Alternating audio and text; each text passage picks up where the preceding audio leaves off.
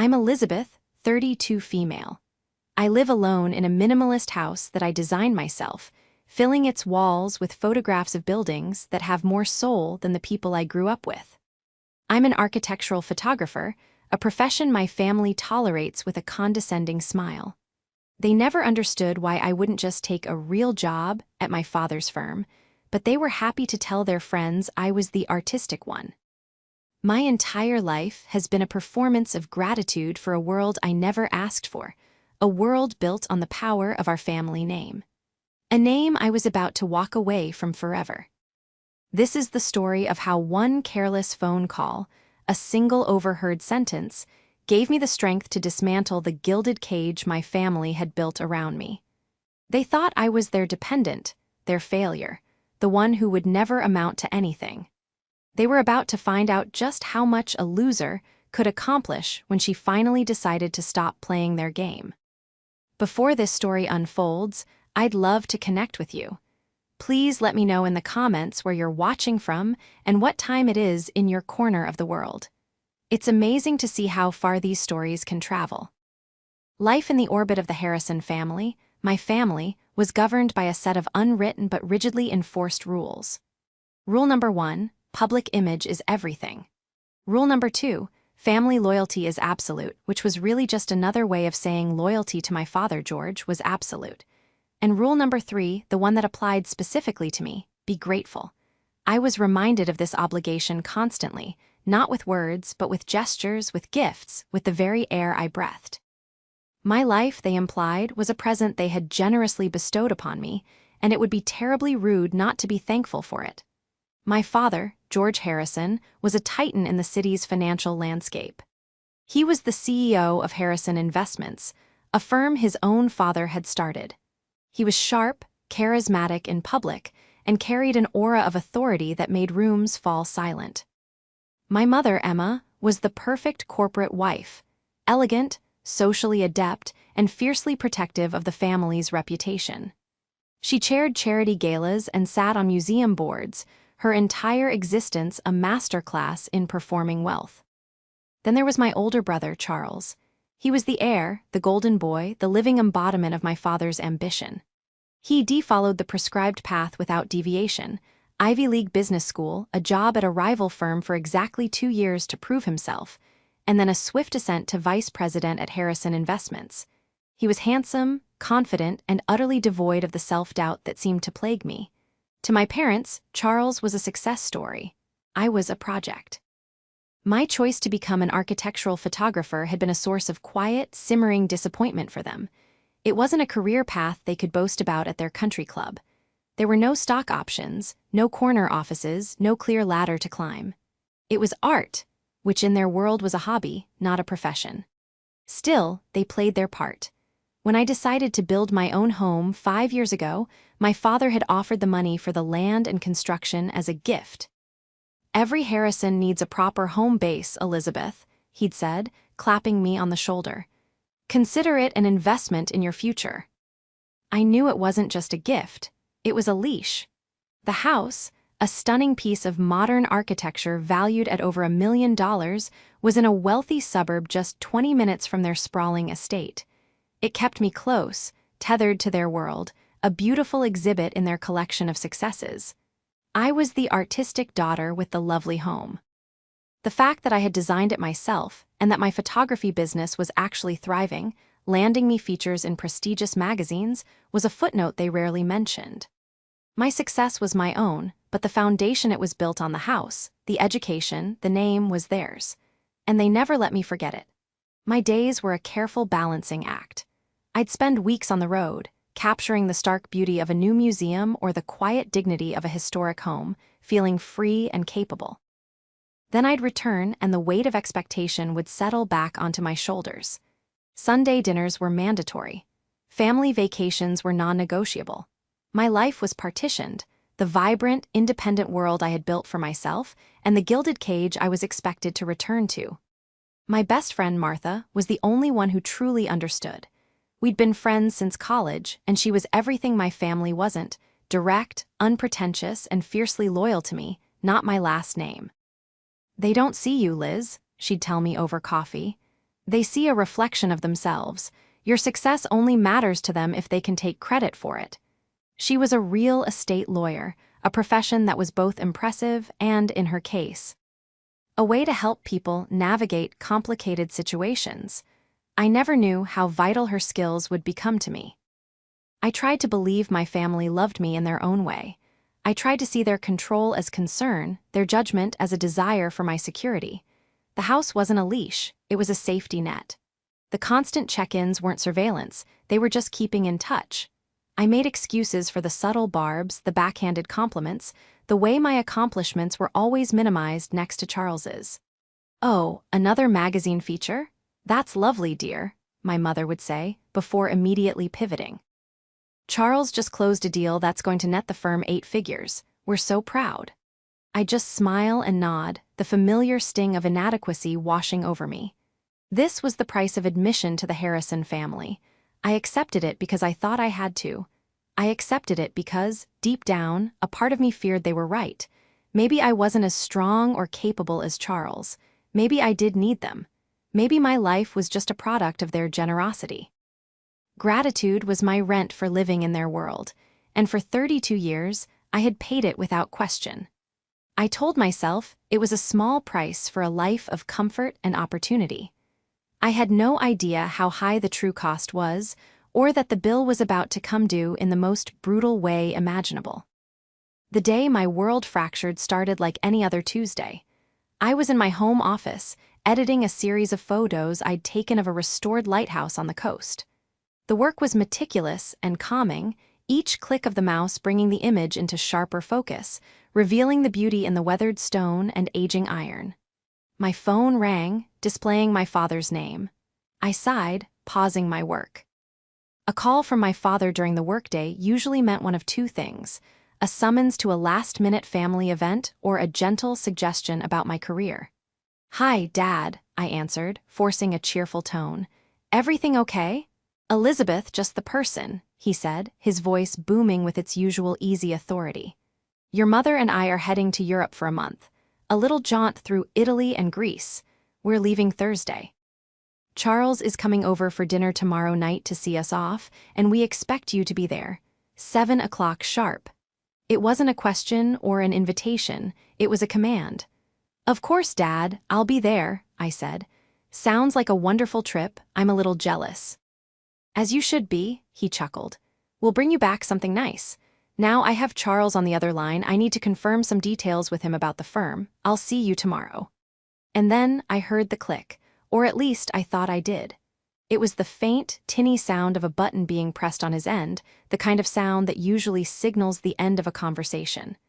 I was about to put my phone down when I heard his voice again, not talking to me, but to someone else.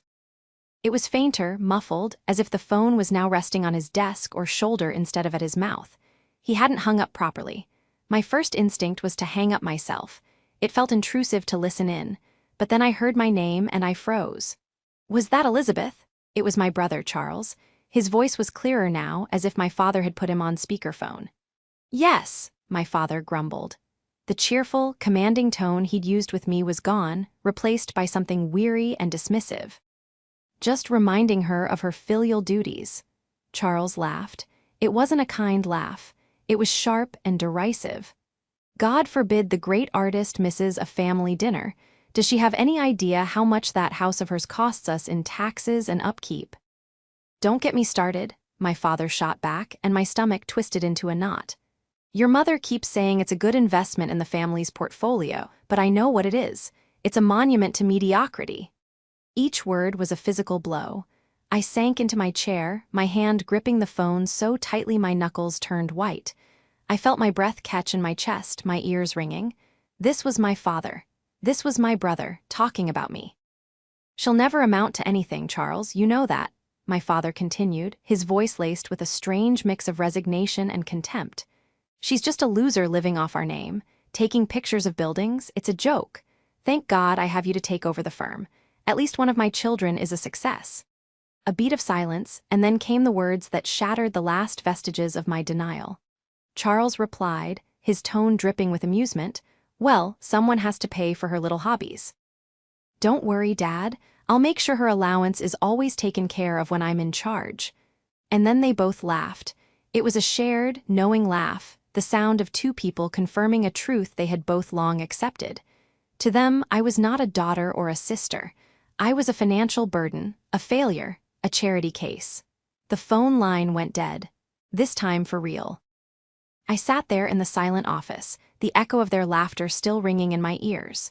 The beautiful, light-filled space I had designed and cherished suddenly felt like a prison. The photos on my screen, images I had been so proud of just minutes before, seemed frivolous and pathetic. A monument to mediocrity, a loser living off our name. The words replayed in my head, a vicious, looping soundtrack to my life. Every gift, every act of generosity, every bit of support was suddenly recontextualized. It wasn't love or concern, it was a transaction. They were propping me up to maintain the family image, all while privately mocking my inability to stand on my own. The worst part was the profound, soul-crushing shame. A dark part of my mind whispered that they were right. Had I been fooling myself all this time?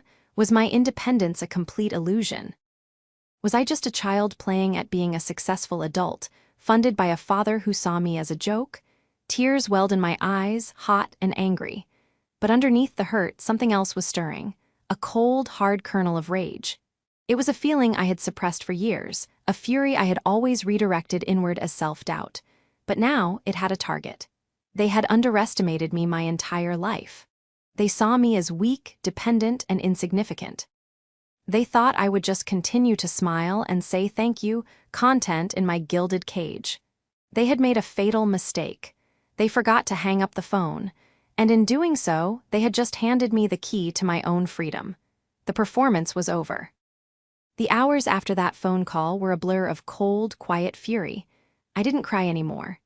The hurt had crystallized into something sharp and clear. Resolve. I walked through my beautiful, sunlit house, a home I had poured my heart into, and saw it for what it had become, a symbol of their deception. Every high-end finish, every custom-built shelf, every floor-to-ceiling window felt like a testament not to my success, but to their condescension. A monument to mediocrity. The words were etched into my mind. I canceled my appointments for the rest of the week, citing a sudden personal matter. I couldn't face clients. I couldn't pretend to care about the clean lines of a building when the very foundation of my life had just crumbled. My first instinct was to confront them. To storm into that farewell dinner the next night, play a recording of the call. I had instinctively hit record on my phone screen midway through their conversation and watched their faces as their hypocrisy was laid bare. But what would that accomplish? They would deny it. They would gaslight me, call me hysterical, and accuse me of eavesdropping. They would twist it until I was the one in the wrong, the ungrateful daughter who had violated their privacy. They had spent a lifetime mastering this exact kind of psychological warfare. A direct confrontation would be a battle on their home turf, and I would lose. No, an explosion wouldn't work. I needed something quieter, colder, and far more permanent. I needed to dismantle my life as they knew it, piece by piece, until there was nothing left for them to control or belittle. The first person I called was Martha. She answered on the second ring. "Hey, Liz, what's up?" I couldn't form the words at first. A choked sob escaped my lips, and she immediately shifted into high alert. "Liz, are you okay? Where are you?" "I'm home," I managed to say, my voice trembling. "Can you come over? Something happened." She was at my door in 20 minutes, a worried look on her face. I let her in, and without a word, I played the recording for her. She listened, her expression hardening from concern to disbelief, and finally to pure, unadulterated rage on my behalf. When it finished, she didn't offer platitudes or comforting hugs. She just looked at me, her eyes blazing. "Okay," she said, her voice low and steady. "So, what are we going to do about these people?" The word "we" was the first anchor I'd had all day. It grounded me, reminded me that I wasn't entirely alone. "I want out, Martha," I said, the words feeling heavy and real as I spoke them. "Completely out. I want to disappear from their lives so thoroughly that they have nothing left to point to, nothing left to mock, and nothing left to control." Martha nodded slowly, her legal mind already turning. "Disappearing is one thing. Doing it in a way that protects you and cuts every tie is another. They have financial leverage over you, starting with this house. She was right. The gift of the house was my biggest vulnerability. My father had paid for it, but the deed was in my name, or so I thought. Let's start there, Martha said, pulling her laptop from her bag. I'm going to look up the property records for this address right now. I want to see exactly how the title is held. We sat in silence as she typed, the sound of the keys filling the cavernous living room. I watched her face, praying she wouldn't find what we both suspect. See, Ted? After a few minutes, her jaw tightened. She turned the screen towards me. They're clever, she said grimly. The deed is in your name, but your father is listed as a lienholder. He placed a private mortgage on the property for the full value of the construction costs, secured against the house itself. My blood ran cold. What does that mean? It means that if you sell the house, he gets paid back first from the proceeds. It also means he could, in theory, foreclose on you if you violated some term he buried in the agreement. It wasn't a gift, Liz. It was a loan with invisible strings. He gave you the illusion of ownership, but he holds all the power. Of course he did. It was his signature move, an act of supposed generosity that was, in reality, a finely crafted mechanism of control. It ensured I could never truly be free without his permission. For years, I had believed the house was mine. Now I knew it was just another part of the cage. So I can't just sell it and walk away? I asked, a wave of despair washing over me. Not and keep the money, Martha confirmed. But the lien is the only thing tying you to him financially on this property. You've been paying the taxes, the insurance, the upkeep. You have equity, especially since the market value has gone up since it was built. She leaned forward, her eyes sharp. There might be a way, but it has to be fast and it has to be quiet. They're leaving for Europe in 2 days. That gives us a window, a very small one. A plan began to form in the chaos of my mind, vague at first, then gaining shape and substance. It was audacious, terrifying, and felt utterly, undeniably right. They thought I was a loser, a dependent who couldn't survive without them. I was about to show them how resourceful their little failure could be. Martha, I said, my voice steady for the first time since the call. How quickly can you help me sell a house? She looked from the damning property record on her screen to the new, steely look in my eyes. A slow smile spread across her face. For you, Liz, let's find out. Let's burn it all down. The cracks in the foundation of my life had been exposed. Now it was time to bring the whole structure crashing down. The farewell dinner was the hardest performance of my life.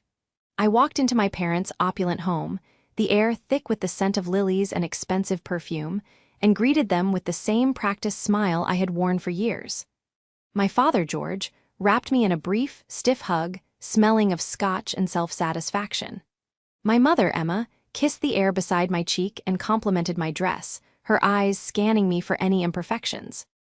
And Charles, my brother, gave me a friendly pat on the back, the same hand that would one day control my allowance. Their laughter, the same laughter I'd heard on the phone, echoed in my memory. I had to physically clench my jaw to keep from flinching. Every word they said was filtered through my new understanding. When my father toasted to family, I saw a CEO toasting his assets. When my mother spoke of their upcoming trip, I heard a woman escaping the mild inconvenience of her children's existence. When Charles joked about holding down the fort, I saw a prince eager for the king to abdicate. They asked about my work, and I gave them the usual vague, pleasant answers, the words tasting like ash in my mouth. I was a ghost at my own family dinner, observing them from a great distance, seeing them for the first time as they truly were, strangers who shared my blood but not my heart. The next morning, the real work began. Martha and I met at a small, anonymous coffee shop downtown, our table covered in documents. Okay, phase 1 is speed, Martha said, pushing a folder toward me. I have a list of cash buyers and real estate investment groups who specialize in fast, off-market sales. The price will be slightly lower than market value, but it will be quick and discreet. No for sale, sign on the lawn, no public listings. How much lower? I asked. Maybe 5 to 7%. On a house like yours, that's a significant number, but in exchange, you get a closing in weeks, not months. They'll pay in cash, which bypasses all the typical mortgage underwriting delays. I did the math in my head. It was a price I was more than willing to pay for my freedom. Do it, I said without hesitation. Martha nodded, already texting on her phone. I've already put out feelers with two of the most aggressive buyers. I told them we have a highly motivated seller looking for an all-cash, as-is offer with a 10-day closing. Her professionalism was my shield, allowing me to focus on the next, more complicated step, untangling the rest of my life from my family. While Martha handled the house, I started following the money trail. My father had insisted on using his personal wealth manager to guide my investments years ago. A man named Mr. Abernathy, who always treated me with a kindly, paternalistic air. I had a portfolio of stocks and bonds that I rarely looked at, trusting that it was being handled responsibly. Now, I saw that trust for what it was, willful ignorance. I logged into my investment account, my hands shaking slightly. I expected to find more strings, more accounts that were jointly held or controlled by my father. To my surprise, the portfolio was entirely in my name. It was substantial, a mix of blue-chip stocks and mutual funds. For a moment, I felt a flicker of hope. Maybe this, at least, was truly mine. But then I noticed something odd. The account had been set up as a trust, with me as the beneficiary. The trustee? My father. I called Martha immediately. "What does it mean if he's the trustee of my investment account?" I asked, pacing my office. "It means he has administrative control," she explained, her voice tight. "He can't withdraw the money for himself, that would be illegal, but he can make investment decisions, and more importantly, he can lock you out. He likely gets duplicate statements. He knows exactly what's in there and what it's doing. If you try to liquidate it, an alert will go straight to him." Another cage, this one made of digital paper. I felt a surge of frustration. He had built a fortress around me, with financial walls so high I couldn't see over them, but every fortress has a weakness. "Is there any way to change the trustee?" I asked. "It's complicated," Martha said. "You'd have to petition the court, prove he's not acting in your best interest. It would be a long, messy fight, and he'd know about it from day one." Time was not on my side. They would be in Europe for a month. I had to be gone before they returned. The house sale would give me a significant amount of cash, but liquidating my portfolio would give me true, untraceable freedom. I spent the next 2 days poring over the trust documents, legal jargon swimming before my eyes. Late on the second night, fueled by coffee and sheer desperation, I found it. A single clause buried deep in the fine print. It stated that the beneficiary could assume the role of trustee if the current trustee became incapacitated or otherwise unreachable for a period of more than 14 consecutive days. 14 days. My parents would be gone for 30. They would be on cruises in remote Italian villages, moving between hotels. They would be, for all intents and purposes, unreachable. It was a standard boilerplate clause, probably one my father's lawyers had included without a second thought, never imagining it would be used against him. But I could use it. With the right documentation, flight itineraries, hotel reservations showing them out of the country, and a sworn affidavit, I could petition the investment firm to grant me control. It was a long shot, a gamble on corporate bureaucracy and the unlikelihood of anyone questioning a request that was, technically, by the book. This was my path. The house sale would be my escape fund. Taking control of the trust would be my declaration of independence. They had built my cage with money, and I would use that same money to tear it down. I looked at the picture on my desk, one of my parents and Charles, all of them smiling their perfect, practiced smiles at some gala. "You think I'm a loser," I whispered to the photograph. "You have no idea what I'm capable of." The 10 days that followed were a masterclass in controlled chaos. My parents and Charles left for Europe on a Thursday, their social media feeds immediately filling with photos of champagne glasses in a first-class airport lounge. The moment they were in the air, my plan kicked into high gear. Martha had worked miracles. She'd found an investment firm that saw my house not as a home, but as a prime piece of real estate in a rapidly appreciating neighborhood. They made an all-cash offer that was just 4% below my asking price, and they agreed to a 10-day close. The lien my father held was a complication, but not a deal-breaker. The title company would cut a check directly to him for the amount of the lien from the sale proceeds, and the rest would be wired to an account of my choosing. An account I had already set up at a new bank, under my name and my name alone. While the sale was in escrow, I began the systematic erasure of Elizabeth Harrison. I went through every drawer, every closet, every box in my house. I separated my life into 3 piles. The first was the keep pile, my camera equipment, my hard drives full of my work, a few sentimental items that held memories untainted by my family, and enough clothes to start a new life. This pile was surprisingly small. The second was the sell pile, designer furniture, expensive art I'd never really liked, and jewelry my parents had given me over the years, gifts that I now understood were just gilded tokens of control. I found a reputable consignment store for the furniture and art, and a private jeweler who paid fair prices for the rest. It was all sold discreetly, for cash. The third pile was the largest, the donate pile. Books, kitchenware, linens, decor, anything that wasn't valuable enough to sell but too useful to trash.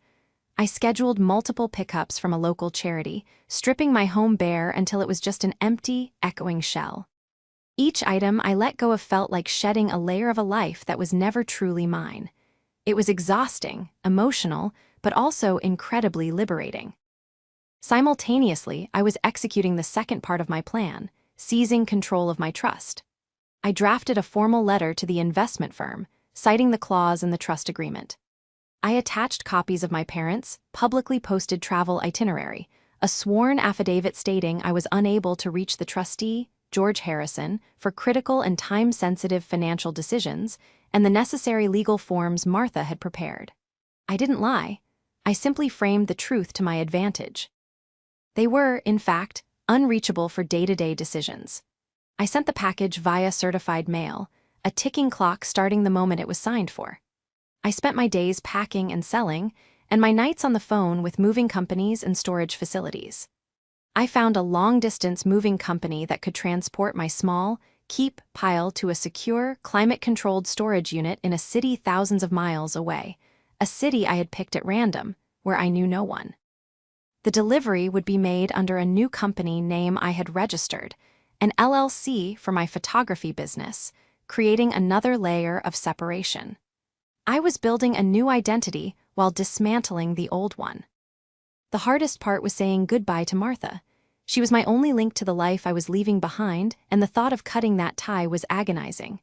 We met for one last dinner at our favorite cheap Thai restaurant, a world away from the fine dining establishments my parents frequented.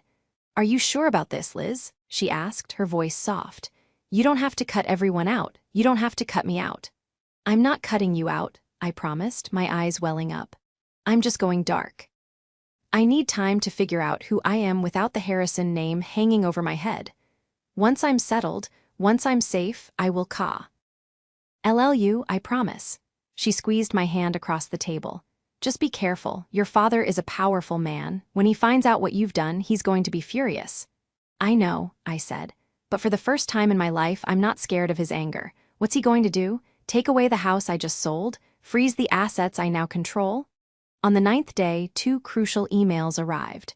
The first was from the title company. The sale of the house had officially closed.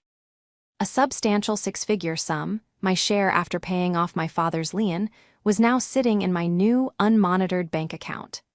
The second email was from the investment firm. After reviewing my documentation, they had approved my request. Effective immediately, I was granted full control as the sole trustee of my portfolio. I didn't hesitate. I logged in and initiated a complete liquidation of my assets. It would take a few days for the trades to settle, but by the time my family's plane touched down on American soil, the money would be gone, wired to another new account at a different bank. The final day was a whirlwind. The movers came early in the morning and cleared out the last of my belongings. By noon, the house was completely empty. It was vast and silent, my footsteps echoing on the bare floors. I walked through the rooms one last time, no longer seeing a prison, but a vessel that had carried me to this moment. It was just a building, and it no longer had any power over me. Before I left, I did one last thing. I sat down at the cold, marble kitchen island, the only piece of furniture left, and took out a single sheet of expensive stationery I had saved. With a black pen in my neatest handwriting, I wrote just 5 words. I folded the note, propped it up in the center of the island, and walked out the front door, leaving the key on the counter. I didn't look back. I got in my car, which was already packed with a single suitcase, and started driving. I had no destination, only a direction: away. The great disappearance of Elizabeth Harrison was complete. All that was left was for my family to come home and discover the ghost they had created. For 30 days, George, Emma, and Charles Harrison lived in a blissful bubble of luxury. Their trip through Europe was a meticulously curated experience, moving from five-star hotels in Rome to private yacht excursions in the Greek Isles. They posted photos of ancient ruins, gourmet meals, and sun-drenched coastlines. Their captions were full of cheerful updates for their social circle, painting a picture of a perfect, carefree family enjoying the fruits of their labor. They called Elizabeth's phone a few times, leaving cheerful, slightly condescending voicemails. "Just saw the most charming little art gallery in Florence, darling. Made me think of you. Hope you're behaving yourself," Emma had chirped in one message. George left a gruff, "Everything fine at the house? Let me know if you need anything." None of them noticed that she never called back. They were too absorbed in their own world to register her silence as anything other than her usual quiet, slightly distant nature. On the long flight home, they were in high spirits, laughing and joking. George was pleased with the reports he'd received from the firm. Charles was feeling confident and ready to take on more responsibility. Emma was already planning the dinner party, where she would regale her friends with tales of their travels. Charles turned to his father as the plane began its descent. "So, are we still going with the plan to convince Liz to sell that money pit of a house? We could develop that land, put up a couple of spec homes, make a real return on your investment." George sipped his champagne and smirked. "Patience, son. We'll let her play photographer for another year or two. When she inevitably gets bored or runs out of money, she'll come to us. She always does." They landed, breezed through customs, and were met by their driver. The conversation on the way home was light, filled with plans for the coming weeks. As they pulled into the long, winding driveway of their estate, George decided on a whim. "James," he said to the driver, "take us past Elizabeth's place. I want to make sure she hasn't let the landscaping go to ruin while we were away." The car turned down the familiar tree-lined street. As they approached Elizabeth's house, Emma was the first to notice something was off. "That's strange," she said, squinting. "All the curtains are gone. You can see right through the house." George leaned forward. She was right. The house had a vacant, hollow look to it. The manicured lawn was pristine, but the home itself looked empty. "Probably just having them cleaned," he grumbled, though a flicker of unease sparked in his chest. "Driver, pull into the driveway." The car rolled to a stop. George got out, followed by Charles and Emma, their luggage forgotten for the moment. He walked up the stone pathway to the front door and let his spare key from his keychain, a key Elizabeth didn't know he had. He inserted it into the lock and turned. Nothing happened. The key wouldn't turn. "What the devil?" he muttered, jiggling the key. "She's changed the locks." Charles stepped forward and peered through the large glass panel next to the door. His eyes widened. "Dad, there's nothing in there. It's empty, completely empty." Emma rushed to his side, her hand flying to her mouth. "What? That's impossible. Where is all her furniture? Where is Elizabeth?" Panic began to set in. George's face hardened. He rattled the doorknob, then pounded on the heavy oak door, the sound echoing unnaturally. "Elizabeth. Open this door, Elizabeth." Only silence answered. His anger rising, he walked around the side of the house, looking for another way in. He found a back window slightly ajar.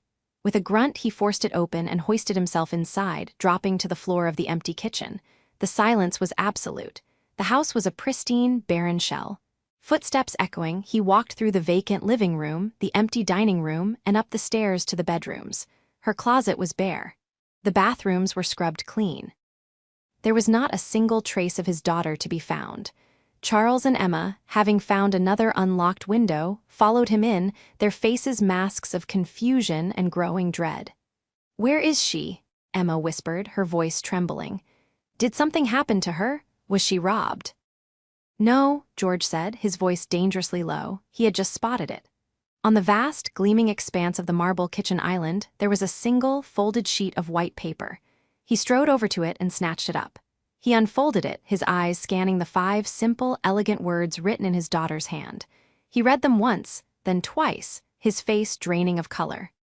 The blood drained from his face as a cold, terrifying understanding washed over him. He had been outmaneuvered.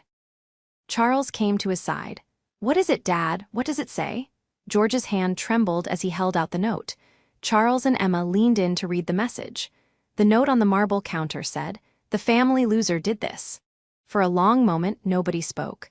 The words hung in the empty space, an indictment and a declaration all in one. The quiet, compliant daughter, the artistic failure they had so casually dismissed, had vanished. And in her place, she had left a gaping hole, an empty $1 million house, and a message that cut deeper than any shouted accusation ever could. The laughter from the airplane felt like a distant memory from another lifetime. Their homecoming was not a celebration. It was a reckoning. The fallout was exactly as chaotic and satisfying as I had imagined. My father, George, reacted with explosive fury. Martha, who was keeping tabs for me through mutual acquaintances and public records, gave me a full report. He hired private investigators. He called every friend of mine he could think of. He tried to report me as a missing person, but the police informed him that a 32-year-old woman with no signs of foul play had every right to disappear if she wished. When he discovered that the house had been sold, he nearly had an aneurysm. The fact that his lien had been paid off in full, a perfectly legal and final transaction, left him with no recourse. The money was gone, transferred to an account he couldn't trace. He was a man accustomed to absolute control, and I had stripped him of it entirely. The story he and my mother spun for their social circle was a masterpiece of damage control. They claimed I had suffered some sort of mental breakdown, that I was a troubled soul who had impulsively run away. They framed it as a family tragedy, casting themselves as the worried, heartbroken parents. It was a desperate attempt to salvage their reputation, to paint me as the unstable one rather than admit the truth. I had left them. Charles, Martha told me, was a different story. His anger was mixed with a grudging, terrified respect. I had done something he'd never thought possible. I had beaten his father at his own game. My actions had introduced a level of unpredictability into his perfectly ordered world, and it unnerved him. He was the one who eventually discovered that I had taken control of my trust and liquidated it. The investment firm, bound by privacy laws, would only confirm that the change of trustee had been done legally and that the account was now closed. For my father, this was the ultimate betrayal. It wasn't about the money, it was about the audacity. I had used his own legal framework, the very tools he'd put in place to control me, to break free. I had turned the bars of my cage into a key. While they were scrambling, I was starting over. I settled in a quiet, beautiful city in the Pacific Northwest, a place where the Harrison name meant nothing. I bought a small, unassuming loft apartment in a converted warehouse with cash. It had high ceilings, huge windows, and beautiful old brick, a photographer's dream. It wasn't as grand as my old house, but it was mine in a way that house had never been. Every brick, every beam, every square inch belonged to me and me alone. I continued my work, but under a new professional name, my LLC. Without the pressure of my family's judgment, my creativity flourished. I took on projects that excited me, not ones that would look impressive in a portfolio. I traveled not to five-star resorts but to remote landscapes, capturing the raw, honest beauty of the world. For the first time, my life felt authentic. There was no performance, no mask to wear. It was just me. About 6 months after I left, I sent a single, untraceable email to Martha. It contained only a new, secure phone number and the words, "I'm okay, call me." The relief in her voice when she did was palpable. We spoke for hours, and I finally told her the whole story from my side. She became my one remaining link to the past, a trusted friend who kept me updated on the slow implosion of the Harrison family myth. They never found me.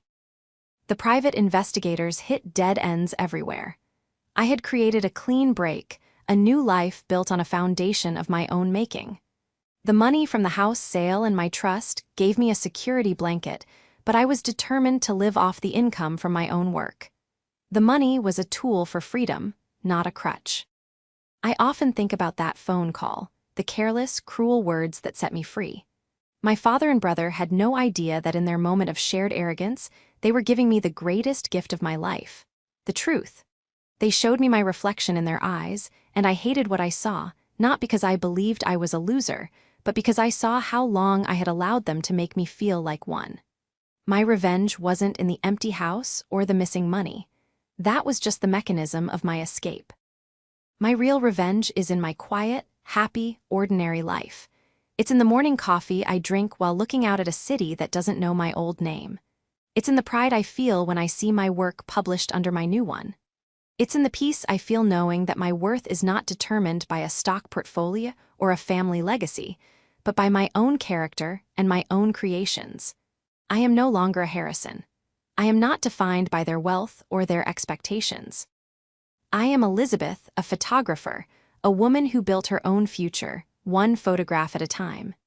And this life, the one I chose and the one I own, is something they can never touch.